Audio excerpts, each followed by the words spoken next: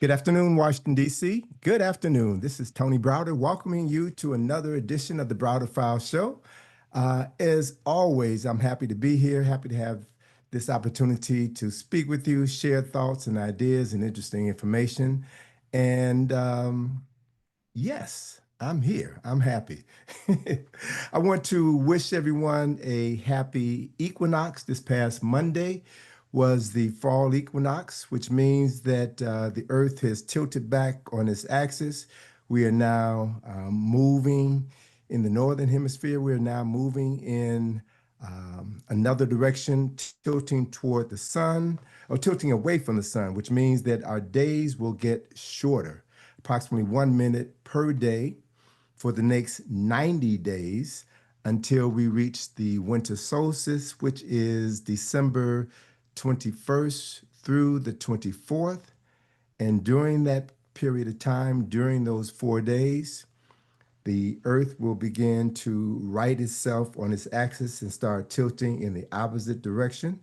The winter solstice is the shortest day of the year. We have 3 days where the length of the time of day, or the length of the day, the length of daylight or nighttime remains the same for 4 days. And then after that, on the fifth day, the day begins to lengthen by 1 minute per day. And so it was said in ancient times, over 5,000 years ago, that on that date, the sun was born. That is, the days begin to get longer as a result of the sun now uh, making its a longer appearance in the northern hemisphere. So, as they said back in those days, thousands of years ago, that the sun was born on December the 25th. So as times changed, knowledge changed, and people began to interpret knowledge from the past differently, and they ascribe certain beliefs, concepts, and ideas to that knowledge. And people now ascribe to that day the birth of a different sun. But it's important to understand the role that the stars, the planets play in our lives. I'm speaking beyond the traditional interpretation of astrology, but really understanding how everything that transpires, everything that moves through the universe has an impact on everything else in the universe, has an impact on us here on planet Earth below. So, happy equinox, everyone. And you will notice the days will begin to get shorter by 1 minute per day. And as we move into this season of darkness, darkness is associated with death, darkness is associated with ignorance, darkness is associated with evil. There are those who also understand that darkness represents a time where people should begin to be still, begin to go inward, begin to spend more time just checking themselves out, processing what's going on in their minds, in their lives, in their hearts, and preparing for the birth of the sun on December the 25th, when the energy that's been generated, the thoughts that have been put out in the universe begin to manifest themselves. And you have the capacity now to reap the benefits of those thoughts that you put in motion during this time of darkness. Um, we're going to be talking about these concepts and ideas in future shows, but I just wanted to put that out there. I also would like to thank my guests from last week, Charles and Ellen Finch. We had a phenomenal interview. We talked about a number of things. The Nile Valley Conference, we talked about reincarnation. We talked about African spirituality and African health. It was a very stimulating conversation, and I appreciate everyone who called in to express their thanks for that discussion, everyone who sent emails and texts letting me know how much they enjoyed it. And something I want to bring to your attention, whenever I'm doing an interview here on the Browder File Show, and we have more information than we could cover in the allotted time, 1 hour, then what I do is open the door into the overflow room and we continue that conversation. Um, and that extended conversation is available on my YouTube channel. And so you can hear all of our shows, you can hear all of our interviews, plus the extended interviews in the overflow room on our YouTube channel. And all you would need to do is go to YouTube, type in the word Karak, Karakh, browser, and you will be able to access all 43 of those shows. So yeah, you have many different ways of checking in, and we extend this opportunity to all of you all to do so. So lots of things going on.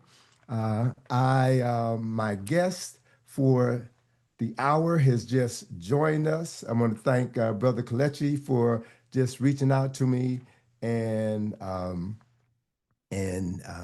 checking in. He was going to be a pitch hitter if necessary, but my guest has just joined us for today's interview. And let me frame this. And Brother Kalechi, I know you're listening.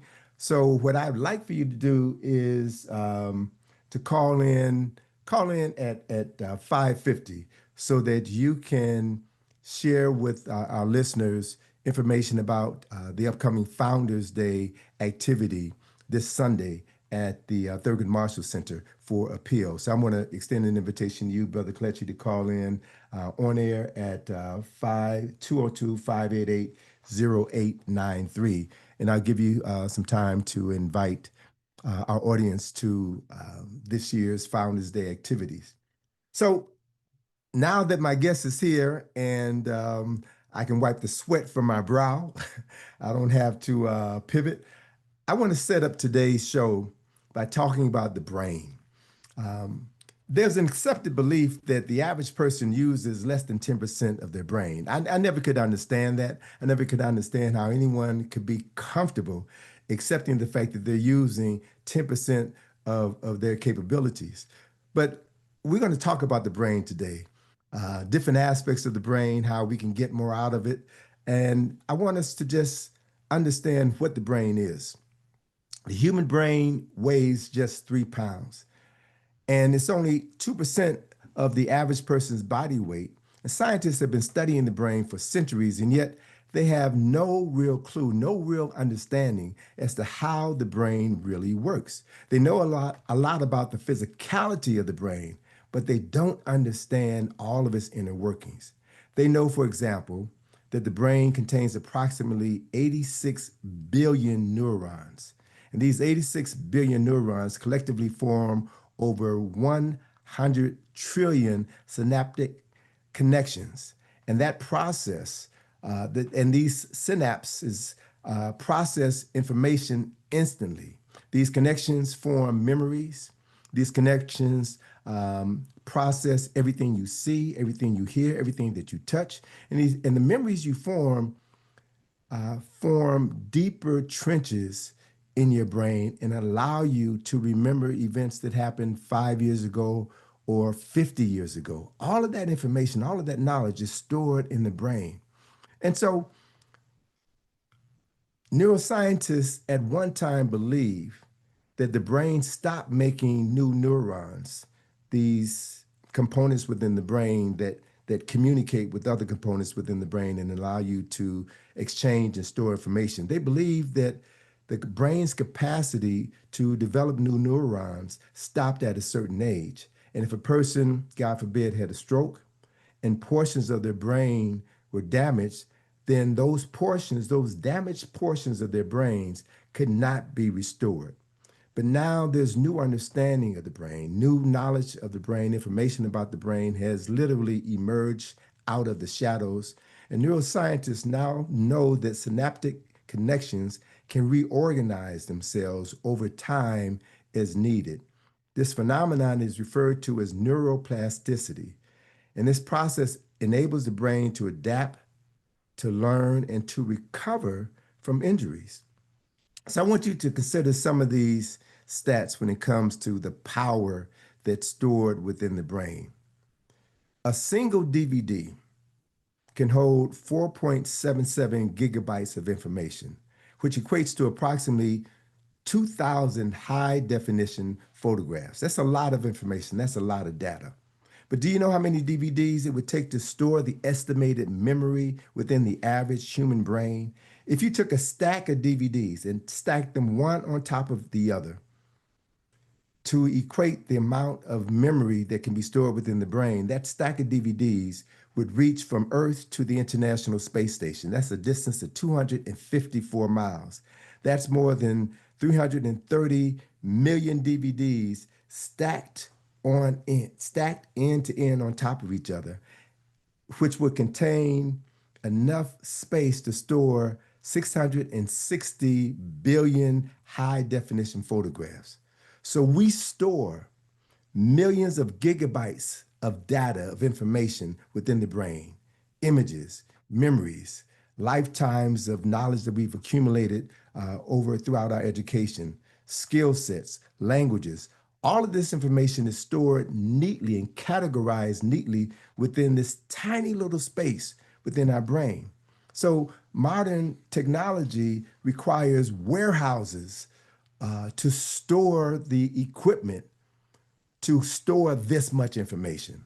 Modern scientists are baffled as to how an organ so small could possibly hold such vast quantities of information. Modern scientists, traditional scientists, believe that all phenomena, including consciousness, can be explained solely in terms of physical matter and its interactions.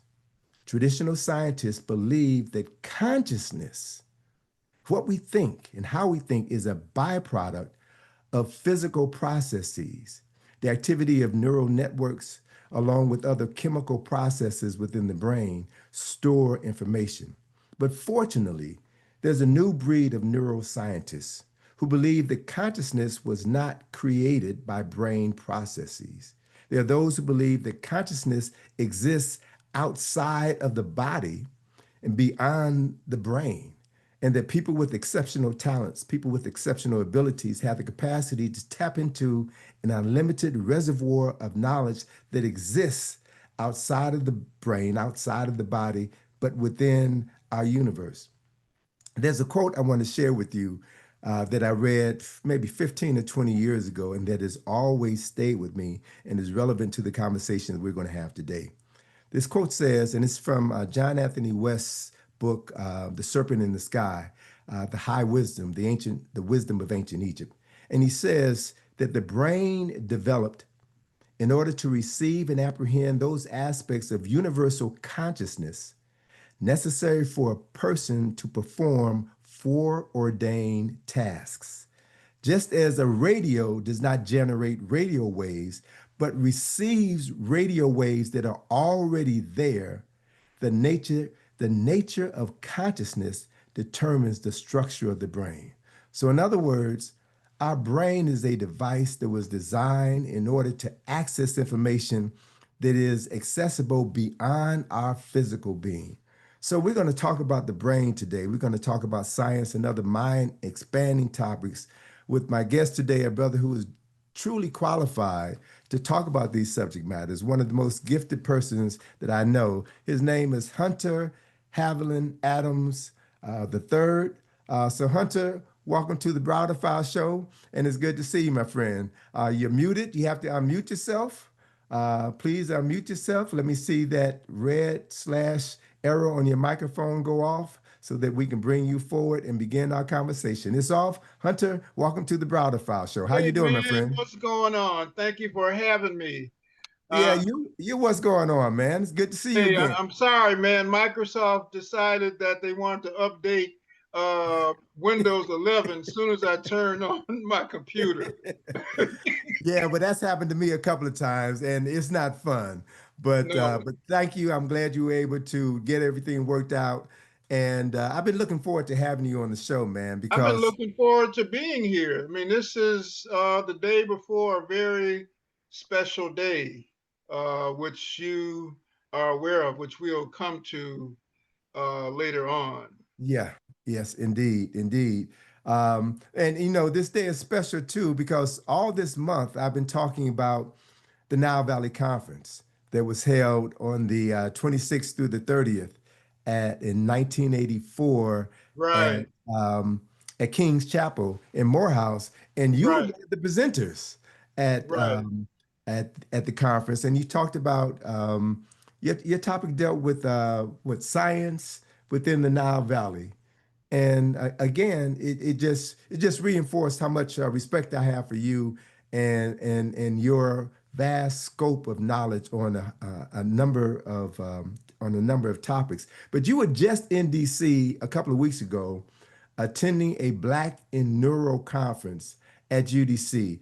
Tell our listeners a little bit about that conference, why you were there, some of the people who were there, and some of the information that was shared during that event. Yeah, it was a wonderful conference. Black in Neuro is a recently founded organization, founded in the aftermath of the sacrifice or murder of George Floyd, and we in 2020. And after that, a lot of things happened. A lot of our people began to realize and accept this is a hostile society to our existence, and that we need to find ways to come together to emancipate ourselves from mental slavery, as Bob Marley would say. And so, Black and Neuro, a lot of Black organizations took profound stands at that time. Black physicists walked out of their jobs at University of Chicago, for example.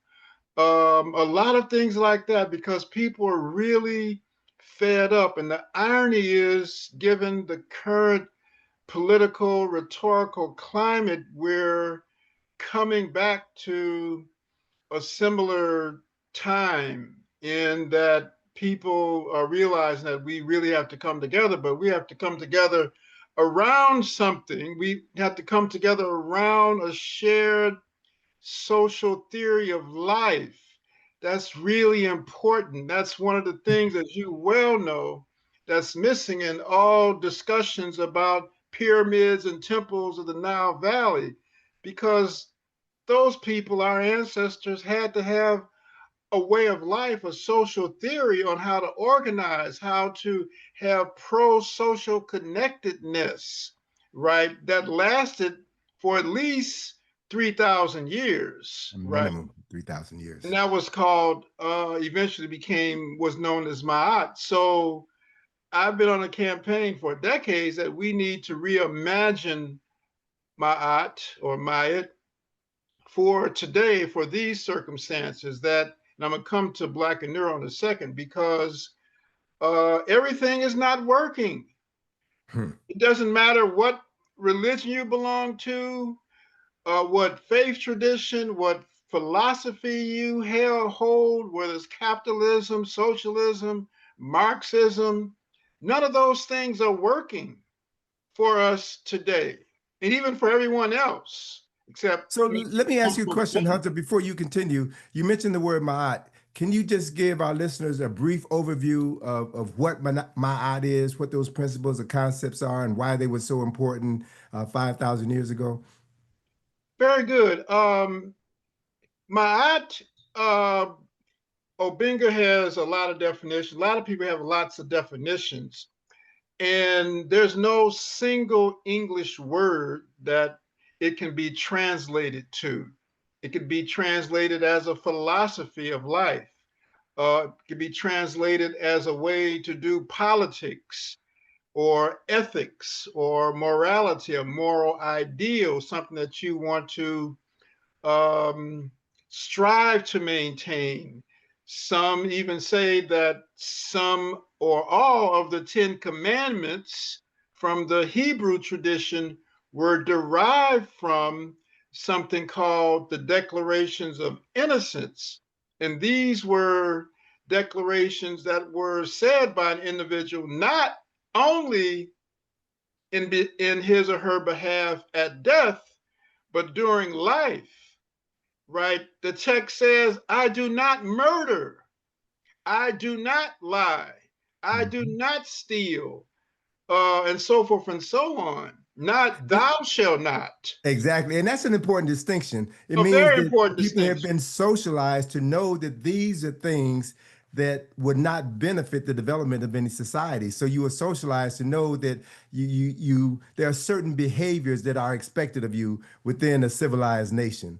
You didn't have to be commanded not to Right. do something, which implied that you didn't know that you shouldn't steal, you shouldn't commit adultery, you shouldn't murder and do those such things. So that's a very Why is important that distinction. important, Tony? Because we've learned about Darwin and the survival of the fittest. No, all the research today says it was survival of the friendliest, survival of those who could get along. Because Mm. early on, 300,000 years ago, folks realized that they needed each other, and different groups had different skill sets depending upon where they were, the environment that they lived in. And so they learned to cooperate, not compete with one another. Sure, So, sure. so my aunt has a long genealogy going back 300,000 years. It just didn't pop up when 40 different kinship groups migrated to the Nile Valley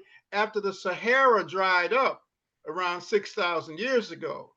And so the thing is that why nothing is working, and I'll talk about the neuroscience of that, because we've never encountered an adversary like the one we've encountered since 1492 or 1452, whichever date Hmm. you want to use.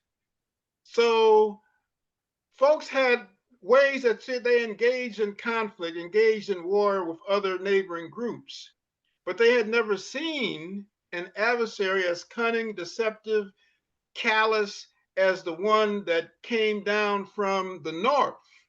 The Caucasus Mountains. And look, Hunter, I just want to let you know one of the benefits of knowing people like you and inviting you as guests on the show is that I bring in people who can establish that foundation. So a couple of weeks ago, I had Edwin Nichols on the show. Oh, So my dear brother. Nichols talked about axiological references and gave us a framework for which we could better understand what you're talking about today. So you're just adding to the knowledge that he's already shared with our listeners. Yeah, Dr. Nichols, 94, 95. He 94 came years to, old. he came to my lecture down at Bethune-Cookman College with the Association of Black Psychologists convention, and I was terrified seeing him and Naeem Akbar sitting in my lecture because I knew I couldn't mess up. I had to get things right, Absolutely. And I'm and he sure they were enjoyed it. pleased with your presentation, brother. I'm sure they were. Right, he was very pleased, and then afterwards, we had some deep dialogue into the nature of intuition, because people think, oh, intuition must be a sixth sense. Well, human beings have between 34 and 50 identifiable senses, not just five that Aristotle said we had. That's where that came from. So, Five Hunter, senses. I'm glad you qualified that with identifiable because it's my feeling that we've got probably hundreds of senses that were used by our ancestors thousands of years ago that we know nothing about, and as a consequence, as a result of the lack of the absence of that knowledge, we're now struggling to do basic things that human beings during so-called primitive times were able to do with ease. Right, We've and lost that's so much. that's but coming back to Black and Neuro, it was a great conference. I would say 60% of the people there were graduate students. So you had a chance to engage students and what they know. And, when I said I do cultural neuroscience, they say, huh? What What is is cultural what neuroscience, is Hunter? cultural neuroscience? Most neuroscientists don't know. No matter Hmm. what degrees they have, they've never heard of that, because with any of the scientific fields, you tend to get pigeonholed into a very specific and narrow area, and that's your focus. So, the broader picture, if you don't have any interest in learning what that is, or if you don't have a professor or an advisor sharing that information with you, you don't know. But people know about social neuroscience, the study of the neuroscience of social interactions. Cultural neuroscience is the study of how culture influences how our brain functions, how we make decisions, how we perceive. And I So give me use, some examples, Hunter. yeah, We're talking concepts. But give me some practical right. examples of Quick what you're talking example. about. Okay, if you have two children raised in the rainforest of the Cameroon, all they see is beautiful greenery. They hear a panoply of different sounds from insects, birds, elephants, other things. But if you take two children who are raised in Saudi Arabia, basically all they see is sun and sand. They don't hear the same way.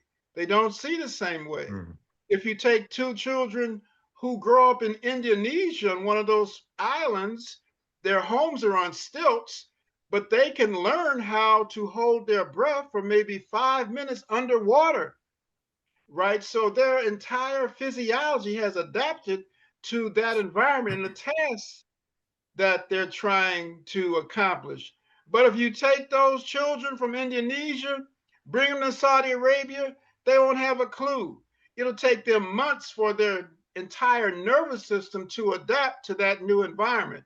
Same way, this is the last thing, if you take those two children and let them go up to the Himalayas, they Mhm. lived in the rainforest, the temperature change, the lack of oxygen, the not the lack, but less oxygen in the higher mountains, their The whole thinner air. physiology has to change. The last thing, when you see sisters walking in Ghana or Ethiopia with baskets on their head balancing, right? Their whole sense of balance has changed to be more fine tuned. But I bet you $1 to a donut hole that a sister in Washington, D.C. couldn't walk down the street with a basket on top of her head because her whole rhythmicity has changed towards the environment that she's in. That's cultural neuroscience. It affects how people make decisions, how they express their emotions. Some people in Italy may laugh at one thing, but if they're in Mexico and they laugh, people look at them, huh? What's wrong with them? So that's cultural neuroscience, and it's a relative, maybe a decade or so old specialty field in Mm. neuroscience. And So so, I was going to ask you, give me some of your takeaways from this Black in Neuro conference at UDC. One thing that I recall you sharing with me that really didn't surprise me is the fact that over 90% of the attendees were females, African American females. So the brothers were just not there in any sufficient numbers, huh? right, and sadly, that's the case for academia at large, and not Yes. just for our people. Men just aren't interested broadly in this country in higher education pursuits. And I think a lot of their disinclination is due to the music, Mm. right? That the music is organizing their physiology such that the immediacy of reward from the music, of feeling the bass and everything, um, makes them not want to pursue that. They want to be in the more emotional state as women, were accorded to before. So that's something that we really have, plus a lot of Black men don't see the need. Why am I going to go get a master's degree? What is it going to do to me and I do for me? I can't get a job. That's partially true, depending upon what it is that interests you. But it should be beyond just going to get a degree. We should be lifelong learners, learning Absolutely. something new every day to benefit us. For So example, let me ask just a before you second. jump into Well, look, Just hold on. one It's the second. bottom of the hour. I want to let folk know that you're listening to WPFW, you're listening to the Browder File Show, and you're listening to my guest, Hunter Adams. All right, Hunter, take it away. Okay, I was on the bus a month ago, and I was about to get off at my stop in Chicago at the L station, and I noticed this brother had a tattoo on his left arm, and it was Yasir or Osiris. Mhm. And so before I got off, I said, "Hey man, do you know what that means?" He said, "Oh yeah, it's Osiris, you know, the one who resurrected." I said, Mm, "Okay." I said, okay. "But it's more than that because he was black." I said, "He represents a state of consciousness called the perfect black." Kim Ware. He said, "Huh?" It's just an average guy. He said, "Where you find that out?" I said, "Well, you know, you do some work, you can find out more." But it was a state of consciousness that was the highest level that initiates sought. And there's references to that. Now, if I have time, I can share a couple. Okay. Uh, that, in fact, there's a psychedelic called 5-MeO DMT, right? It gives someone the perfect black experience Now, what within. does that mean? What is a perfect black experience? You get pulled That over by means the cops or? the perfect black means that's a state of quiescence, that Mm, there's no mind, there's no time, there's mm, no space, there's no boundaries, there's infinity, but you are aware of all those things absence. mhm. So you're witnessing that. It's not just your mind goes blank, right? But it's an intentional thing that you can accomplish with many years of meditation. So let me ask you this, Hunter. Based on that response, your mind doesn't just go blank, as you say. My contention is your mind taps into what our dear friend Richard King said, described as the collective unconsciousness, the source of knowledge, and that then allows you to access other ways of knowing, other senses, like the multiple senses that we were talking about earlier. Is that something that science has begun to acknowledge, or is it still considered one of those woo-woo topics? There's look, uh, there's 200 theories of consciousness currently. Okay. 200 theories of consciousness, right? 95% of them are materialistically based, Okay. right? But that's, since Rene Descartes, everything has got to have a physical basis. But from my studies, quote, consciousness, not awareness, because people use the words interchangeably. Awareness, being aware of yourself, aware of your surrounding, I'm conscious of, but consciousness as a quality feeling of existence, that's different. And so there's no materialistic basis. You can't reduce down neurons firing down to the quality of existence. That's the problem with AI. And I'll say a word about the sister who talked about AI, and it was terrifying. Her talk was terrifying. When So Hunter, we let's do this. I do want you to talk about that sister, and then I want to pivot and have us talk about another sister, Dr. Patricia Okay. Newton, her Okay. work, your relationship with her, and an upcoming event this coming Sunday. So yeah, give us the highlight of the sister who presented at the conference. I believe you said she was Ethiopian and she Right. used to work at Google. She worked at Google. Her name is Dr. Timet um, Gerber. I may be mispronouncing her name, but I can provide that with you. But she was fired because she was working on Google's Deep Mind project on the ethics of it. And she uncovered a whole range of ethical concerns that at that time Google and other companies did not want to pursue. And so from her study, she took the audience back to the beginnings of eugenics, because Hmm. all AI systems are aiming for what they call artificial general intelligence, AGI, artificial general intelligence. And that is systems that can mimic the intelligence of collective human brains, right? That's what they're aiming to do. And so there's many different themes of AGI. Different companies have different brand names that they're using to brand their particular one. But one of the things that stand out is something that a guy named Ray Kurzweil, some years ago, one of the inventors or of the synthesizer, not the first one, that was Robert Moog, which Sun Ra The Moog played, synthesizer. right? He gave the first one to Sun Ra to play to test out, by the way, as an aside.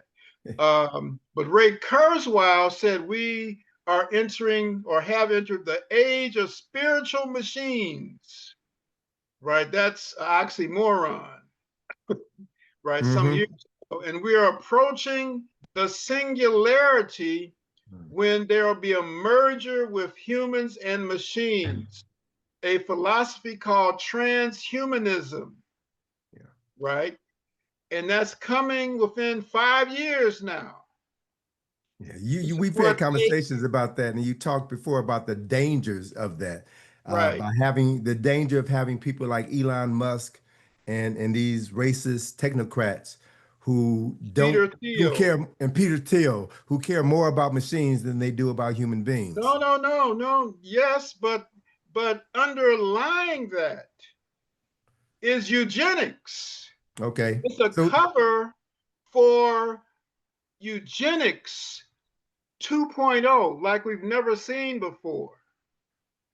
That's what she laid out hmm, in her presentation at the Black and Neuro Conference. She gave the history of the eugenics movement, right, and showed how it has infiltrated all of these Silicon Valley guys, and their terms, transhumanism, cosmosism, are just covers for their eugenic ideology and grand idea. So most people have never heard of this before because they haven't been in it like this sister was.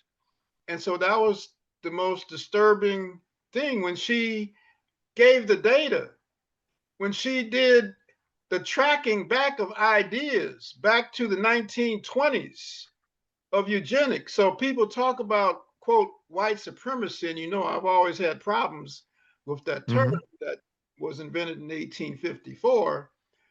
But AGI is a cover for the new, quote, white supremacy, the new eugenics ideology. And at its root, Hunter, what does that look like? How does that impact the lives of people of African ancestry? This new eugenics movement 2.0, as you called it. Well, it says that, they had the celebration for the guy who was shot, I won't call his name, and killed Hmm. as the second coming of Christ, where people, NPR had pictures of people carrying crosses with his name on it, Yeah, I right, and saw. stuff. What an illusion. They're so delusional in believing that.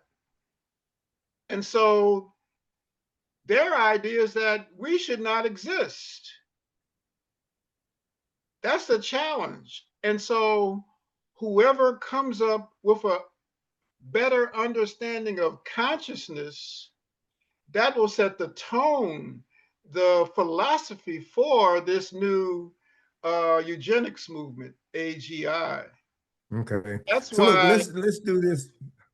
I want to do this because the time is going to get away from us, and I do want us to devote a respectable amount of time to your colleague, my colleague, my dear friend, Dr. Patricia Newton, who passed away 5 years ago this coming Sunday on the 28th of September. You and Dr. Newton was a psychiatrist who'd done a lot of work on the brain, on human behavior. You all did a lot of work together. Can you tell us a bit about the work that you did with Dr. Newton and why her memory is so important for us to consider as we commemorate the fifth anniversary of her ascension into ancestorhood? Dr. Patricia Ann Newton, as some people called her, a transcultural forensic psychiatrist, was the psychiatrist. So Oh, when psychiatrists had issues that they were trying to contend with, they gave her a call, yeah. including our dearly beloved Dr. Frances Cress Welsing as an example. That's the level which she operated at. Uh, and she was so much like ancestor Dr. Bobby E. Wright, Mm. clinical psychologist, who told us in 1974, 1980, 1974, warning us about the psychopathic racial personality, right? 12%, Tony, of the CEOs of American countries are psychopaths. Now, what do you mean by that? How can he make that statement? Give me some evidence to back that up, Hunter. Oh, I can't give you the quote right now, but off the top of my head, but there's been studies, a recent study of CEOs of the United States by a sociologist, and that's what they discovered. But I can give you So the they rest. care more about the bottom line, dollars and cents, than they care Know about that human they beings. care more about themselves. They're extreme narcissists. They have no feelings for anyone other than themselves and those closest to them, as long as they can be used by them, right? Sounds like you're talking about the CEO of the United States of America, my friend. Well, he's been called that by other psychiatrists. But Hmm. so um, Patricia Ann Newton was an amazing woman. This woman was an international meeting planner. She would plan meetings in Hong Kong and Romania. Right after Romania was bombed during that war, she went there and arranged meetings to help them deal with their trauma, right? Because she was a specialist in trauma. Uh, now the better term, rather than post traumatic slavery disorder, that was what she came up with, is social epigenetic trauma, because that's very specific on how specific changes in our DNA are affected by social events previous generations, 10 or 20 generations ago. And I don't have time to go into that, but just think about a butterfly. I use the butterfly analysis that each generation butterflies know that they got to fly from Chicago to Mexico to mate, even Every though year. Hmm. every year, like Hmm. clockwork. How do they know that when their entire exoskeleton of the caterpillar was dissolved and was in mush? But somehow the code of what it needed to do when it came out of that chrysalis was still there. And so when Dr. Newton was talking about post traumatic slavery disorder, of behaviors, mental routines that so many of our people engaged in, that's an inheritance. But at the same time, the perpetrators have inherited or continually reproduced the violent patterns. So that's why Netflix, Amazon Prime, Hulu, all of them, what do they have mostly on their shows? Murders. They're continuing their murderous um, pathogenesis from the time when they were called Yamnaya people, right? You can just look up Yamnaya, So Yamnaya. give the Just definition. You talked about that a couple of weeks ago. So give the definition, and then I want to put a pause on that for a minute. I've got another guest I want to come on briefly to talk about an event this Sunday as well. So who are the Naya people? the Yamnaya, according to recent archaeological research, were an ancestral European populations from the Balkan areas, pre-Slavic people who were worse than the Vikings in terms of how they murdered and rampaged and raped and pillaged and all of that. So Okay. that's history, um, 6,000 years ago. And Okay. so they went all over Europe. And so current people who classify themselves as European, many of them contain a percentage of their quote genes. And so those behaviors that they had can be reenacted in similar contexts. Okay. Well, So Hunter, folks can look that up. let's put a pin on this conversation for a minute. I want to invite Mama McKinney and Brother Kalechi to come on for a few minutes and share details about this Sunday's Founders Day event of Appeal. So, Mama McKinney, I see you here. I see you're present. Can you unmute yourself and share with our listeners the activities this Sunday with Founders Day? What is Founders Day? What is Appeal? And who is the founder of Appeal? All right. Well, good afternoon, Brother Karak, and good afternoon, Professor Hunter. Good to hear the information that you just presented. I'm also here with the Executive Director of Appeal, Kelechi Egwim, Dr. Kelechi. Greetings. Um, Greetings, brother. and Founders Day. First of all, who and what is Appeal? So, Appeal is the Association for People of Pan African Economic Advancement Through Leverage, Inc. And that organization was founded by, I will have to say, our beloved founder, who is now an ancestor, Lasana K. Mack. Baba Lasana put a lot of effort and time into Appeal, and it just fell right in line with what he was doing somewhat on a full-time basis. He was a financial person, and the actual goal of Appeal is to develop and begin start of a credit union for that it's a Pan-African base for African people wherever we are. It would, of course, initially be national. So Founders Day is held the last Sunday of every September, which is always near Baba Lasana's birthday. It is our annual fundraising event. It is our most lucrative fundraising event. It's a semi-formal African wear, African attire party, which is more than just a party. Again, it's fundraiser. We also have an auction. We also have performers.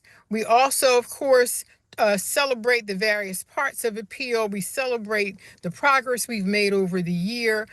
We celebrate our ancestors. We have great food, and there are still tickets available. So it will be held on Sunday. Doors open at 3. The event starts at 4 at the Thurgood Marshall Center, 1816 12th Street Northwest. Very And good. it's So, Baba, also it's a hybrid program as well. So even if For you're not that. able to be there in person, you can join us virtually. And we're not talking about live streaming. This is an actual interactive virtual platform. So even if you can't be there in person, you will be able to fully participate in all the activities except for the food, obviously. If you can't do that just yet. yeah. But yeah, so it's an opportunity for folks to party with a purpose, and be part of the broader mission of Appeal that Mama McKinney just talked about. We have several platforms towards that mission, including Black Saturday Co-op, the think tank, the literacy workshop series, the historical literacy one that Mama McKinney heads up that committee, financial literacy, so many other things that Appeal does as part of this fundraiser allows us to move towards our greater goals. All the resources for this particular fundraiser goes towards the establishment of that first national Black credit union, which is one of the key platforms of appeal. Okay. So can I ask you before I let you go, because I've got to finish up with Hunter and then finish up my show. Can you give a telephone number and a email address where people can get additional information about this Sunday's activities and the ongoing activities of appeal? Absolutely. That part is easy. There's really a one-stop shop when it comes to appeal, which is our website. You go to appealinc.org. You get all the information, about the program. You can click right onto it. You can get your tickets, and you can also find out more information about appeal. But the central, one-stop shop place to get information about appeal is appealinc.org. We do, of course, have email address. The best email address is info@appeal.org. So if you have a question, you can just send an email to info@appealinc.org, and somebody will definitely get back to you. We also we do also have a 800 number, and the 800 number is let me see if I can remember it. I have it. 1-800. I'm looking at it. It's 800-771-78. 711. 800-7. Okay, 711-7851. Okay, I had to put my Okay. glasses on better. So that's No problem. appeal inc.org. So Okay. come out and join us. Music presented by Sahel. We have other performers, including Brother Bomani Arma, Anna Malago, and Brother Kaba, who is, of Brother course, Kaba from WPFW. Yes, indeed. WPFW. Absolutely. Okay. Well, look, I want to thank you all for coming on and answering a frantic appeal that I put out to you all about 50 minutes ago. But thank you so much. Let me move on so I can wrap up with Hunter Adams, and I will see you all Sunday afternoon. Okay. Thank you so Yep. much. Thank you, brother. Thank you for having us. Thank you. Appreciate you. Peace. Peace. So, Hunter, in the few remaining minutes that we have, I want to spend a bit more time talking about your relationship with Dr. Patricia Newton, who was also known to us as Sekhmet. Charles Finch was very close to Sister Sekhmet and always speak very lovingly of her. So, can you share just a bit about the work that you're doing to continue the legacy of our dear sister, Dr. Patricia Newton? Yes, we collaborate on many different projects, retreats, seminars, workshops in different countries. One of the last things we did was the Secrets of Consciousness conference in Baltimore, and that was really amazing. Even Dick Gregory showed up. Mhm. Surprisingly, Mhm. Martin Luther King the The third third was showed, there. Yes, indeed. And right? even And even our people, dear friend Richard King was there. That was my last time right, seeing Richard. Yes. right. It was amazing because we were looking at the questions that you posed initially. Mm-hmm. And from Dr. Newton's 5,000 clinical cases of people from all walks of life, all ethnicities, all professions, no profession, and also from her being immersed into three different African healing traditions among the Yoruba, the Asante, and the Wolof, and also a student of Kemetic medicine or ancient Absolutely. Egyptian medicine, and particularly the nature known as Sekhmet. She embodied Sekhmet as a healing, quote, nature or goddess, and a warrior goddess simultaneously.